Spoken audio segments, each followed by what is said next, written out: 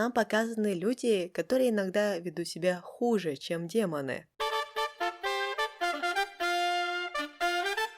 Всем привет, это Кей. Я удивлена выбору Netflix. Это аниме — своеобразный сиквел аниме 89 года с таким же названием. И давайте признаемся, что практически никто его не смотрел, кроме, может, детей того времени. Во-первых, не так уж много людей смотрит аниме 80-х и 90-х годов сейчас. Во-вторых, оно весьма детское. В-третьих, к таким аниме не всегда есть хоть какой-то перевод. Ну и в-четвертых, обычно они весьма длинные. В целом, чтобы смотреть аниме 23-го года, не обязательно знать старое, но так как некоторые персонажи здесь все-таки присутствуют, то я думаю, есть смысл немного о нем рассказать. Школьник Синга Умареги всегда увлекался оккультными вещами, поэтому, когда увидел маленького демона, то сразу пошел за ним в другой мир. Оказалось, что Синга избранный, поэтому Фауст, внук того самого Фауста, отдал ему флейту Соломона для укрощения демонов, чтоб тот собрал команду хороших демонов и сражался с плохими демонами, поддерживал счастье в мире и создал тысячелетнее царство. И чаще всего главному герою помогает Мефисто II, сын того самого Мефисто. Сингу встречает плохого демона, призывает своих хороших демонов, они сражаются, побеждают, все счастливы. И в принципе об этом практически все аниме. Оригинальную мангу онлайн я не нашла, но по моему опыту манга обычно мрачнее, чем аниме, если мы говорим о старых экранизациях. В данном случае мы можем говорить о другом произведении автора Шигеру Мидзуки «Щелкунчик Кейтаро». Большая часть экранизации очень family-friendly, включая последнюю 2018 года. Но есть аниме «Китаро с кладбища», которое больше соответствует оригинальной манге. Но мне кажется, наш случай больше похож на «Милашку Хани» и ее экранизации. Вернее, ее в каком-то смысле сиквел 94 года «Новая Милашка Хани». Там меньше карикатурности и больше эротизма. Мне тут на монтаже приходится выбирать сцены, чтобы сосок какой-нибудь не мелькнул и YouTube не забанил это видео.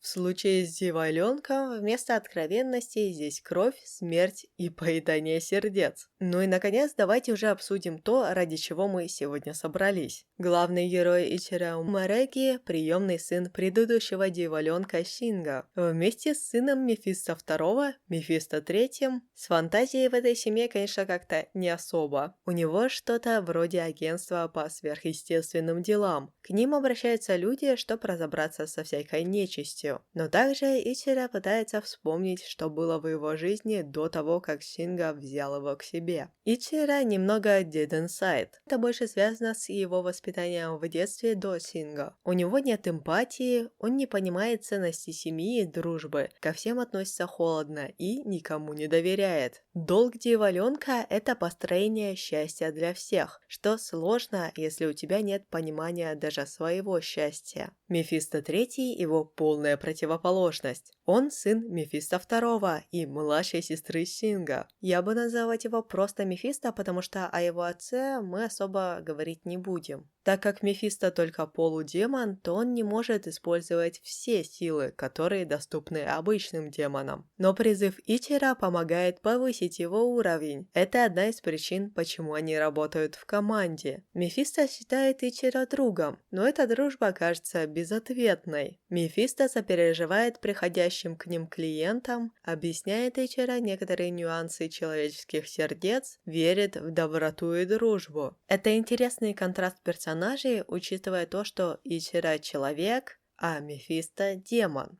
Ну, полудемон, хорошо. Третьей в их агентстве можно назвать Грэмори. Она демонесса, какой и должна быть демонесса. Грэмори хочет съесть сердце Ичиро, и у них даже заключен контракт, но из-за дыры в этом контракте демонессе приходится ждать, когда Ичи разрешит его съесть. Такой весьма типичный обман дьявольского контракта, только наоборот. Синго здесь на месте Фауста, который верил ему флейту в оригинальной истории. Он теперь умудренный опытом наставник, который хочет направить Ичиро на путь истинный, но без постоянных поучений, а очень мягко, пытаясь пробудить в нем человеческое. Мефисто II же семейный человек, вроде безработный и любит игры. В старом аниме было все весьма просто. Синго с командой защищает мир от плохих демонов. Тут же нам показаны люди, которые иногда ведут себя хуже, чем демоны. Родители, желающие идеальную дочь, не готовы идти на уступки. Богач, помешанный на еде, мечтающий съесть самого сатану. Все друг друга предают, убивают и так далее. Ичиро демоны кажутся хотя бы честными, вернее сказать, простыми. Они хотят сожрать твое сердце, или душу. Да, они могут попытаться тебя обмануть, но их мотивы бесхитростны. А еще демоны всегда следуют контракту. И если контракт не выполнен, то каждый остается просто при своем. Люди же сложные и нелогичные, делают зло ради добра и наоборот. Поэтому Ичиро долго не встает на сторону людей. Позже мы узнаем, что Ичиро рос в мире демонов. Присматривал за ним демон, или он все-таки ангел, который старше человечества, Страфайер. Ему Ичиро нужен был, чтобы освободить кого-то в мире демонов. Или убить, учитывая, что в голову будут забивать гвоздь. Называет Страфайер Ичиро Аешма. Вообще это имя похоже на имя демона гнева из зороастрийской мифологии. Тут приходится немного посидеть, натянуть сову на глобус, но по одной из версий имя демона Асмодея происходит от Аешмы, а Асмодею по одному преданию, или притчи или истории. В общем, ему удалось изгнать царя Соломона из своего царства. Там в конце, конечно, царь возвращается, но это сейчас не важно. У нас здесь есть флейта Соломона. С помощью флейты можно изгнать Страфайера. И она выбирает своим хозяином Ичиро. Перед героем встает выбор – быть Аешмой и уничтожить флейту, или быть Ичиро и флейту использовать. Может быть, авторам просто имя понравилось. Я 0 интервью прочитала для этих рассуждений. Но выбор между людьми и демонами настоящий, это не моя выдумка. Он проговаривается самими персонажами. В начале Ичиро больше на стороне демонов. В первые 2 серии, которые знакомят нас с персонажами, Ичиро и Мефисто буквально спасают Грэмори от контракта с парой, которая желала заменить свою неидеальную дочь Демонессой. Это очень грубый пересказ этих серий, и дальше я не буду погружаться в сюжеты серии, просто объясню немножко суть. В 3-й серии Ичиро настолько увлечен идеей вызова сатаны, что игнорирует то, что Мефисто в опасности. 4-я серия про дружбу и то, на чем она может строиться. И в этой серии Мефисто, в отличие от Ичиро, понимает мотивы клиента. В 5-й серии Ичиро начинает вспоминать свое прошлое и понимает, насколько он изменился. В 6-й, когда Мефисто оказывается в опасности, Ичиро уже бежит его спасать. Дьяволёнку все еще не важны другие люди, но он начинает осознавать ценность тех, кто рядом. 7-ю серию лучше всего описывает цитата из нее же. Что победит, доброта демонов или зло людей? Тема плохих и хороших людей и демонов продолжается и в следующей серии. До этого был демон, который хочет быть человеком. В этот раз человек, который хочет стать демоном. Так как тему дружбы уже затрагивали в 4-й и 6-й серии, то теперь время для темы семьи.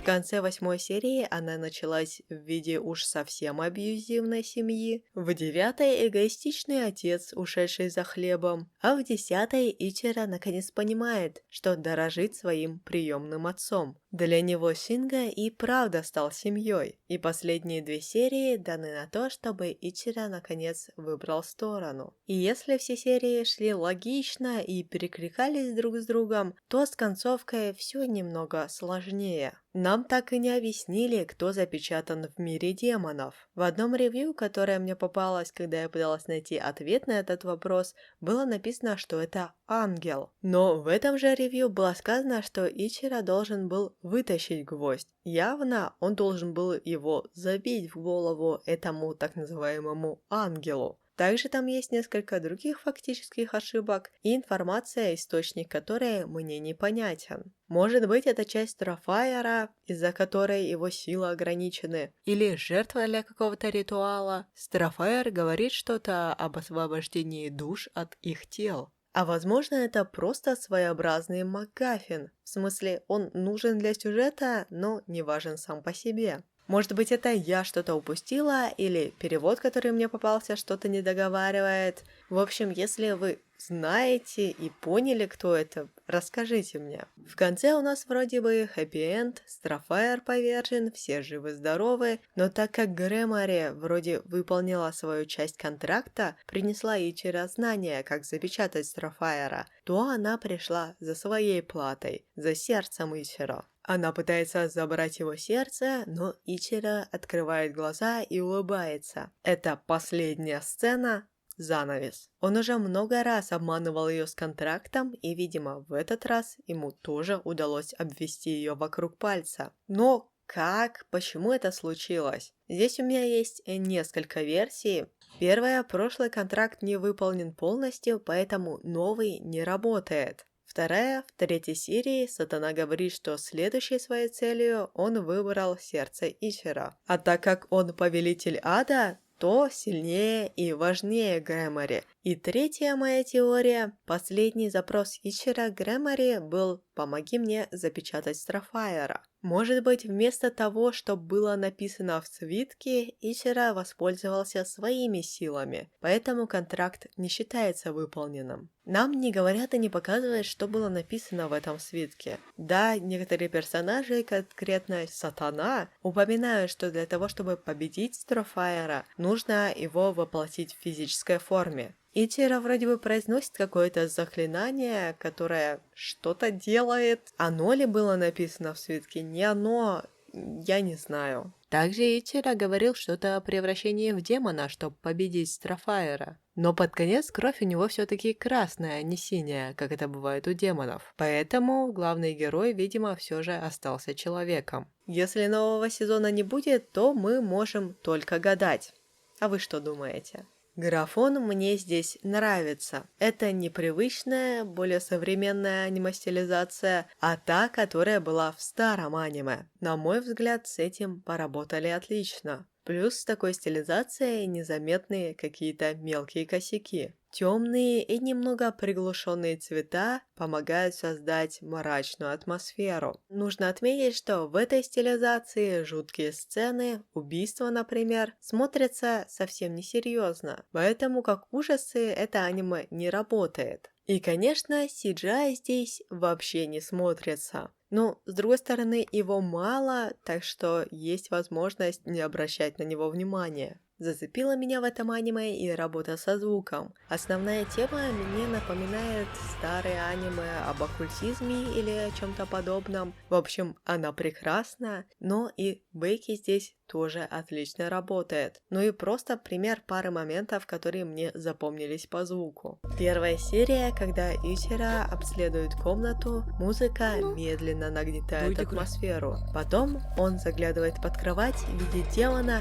и звук резко обрывается. Судя по некоторым ужастикам, здесь я ожидала скример или что-то подобное. Но демон тихо сваливает. Из-за некоторого облегчения, что не было чего-то страшного, мне даже стало смешно. Другой момент — это 8-я серия. Ситуация немного проще, но почему-то меня сцена тоже зацепила. В кинотеатре герой сидит один и начинает вспоминать свое прошлое, от которого так долго убегал. Момент заключения сделки с демоном. На экране идет дождь, потом он будто распространяется на весь кинотеатр, так как в тот ключевой день тоже шел дождь. Музыка начинает давить, демон напоминает о себе, но дочь этого персонажа входит в зал, и музыка обрывается вместе с тревожностью героя. Мне было весело смотреть это аниме, даже смазанная концовка не испортила впечатление, но нужно отметить некоторые обманутые ожидания в связи с жанрами, которые были указаны на некоторых сайтах. Первое, что чаще всего указано, это ужасы, что мне кажется совсем далеко. Да, убийства, да, демоны,